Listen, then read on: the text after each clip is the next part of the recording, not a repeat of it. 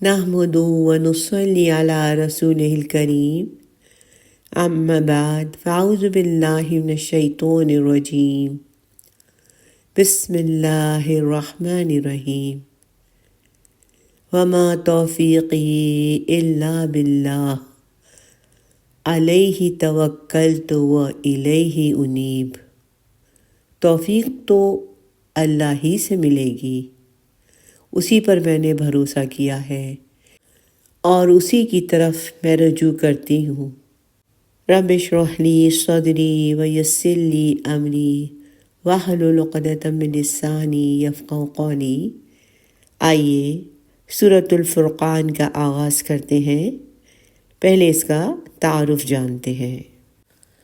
سورۃ الفرقان مکی سورہ ہے۔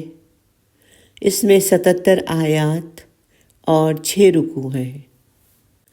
سورہ یاسین کے بعد نازل ہوئی اور نبی کریم صلی اللہ علیہ وسلم کے قیام مکہ کے درمیانے دور میں نازل ہوئی۔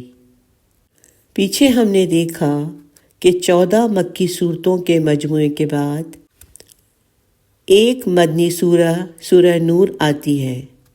اب یہاں سے پھر 8 مکی صورتیں شروع ہوں گی اور اس کے بعد سورہ احزاب جو کہ مدنی صورت ہے وہ آئے گی۔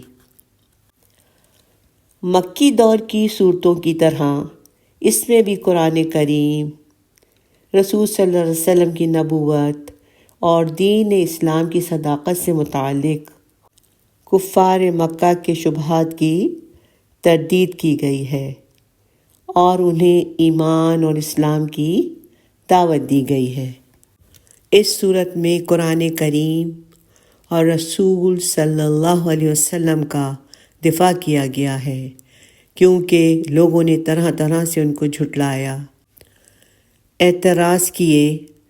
اللہ سبحانہ تعالیٰ نے ان اعتراض کا جواب متعدد آیات میں دیا۔ اس طرح نبی کریم کے دل کو جمایا گیا۔ نیز اللہ تعالیٰ نے کائنات میں انسان کے لیے جو بے شمار نعمتیں پیدا کی ہیں انہیں یاد دلا کر اللہ کی فرما برداری، اس کی توحید کے اقرار اور شرک سے علیحدگی کی طرف دعوت دی ہے۔ سورت کے آخر میں اللہ تعالیٰ نے نیک بندوں کی خصوصیات بیان فرمائی ہیں اور ان کے صلے میں اللہ تعالیٰ نے ان کے لیے آخرت میں جو اجر و ثواب رکھا ہے اس کا بیان ہے۔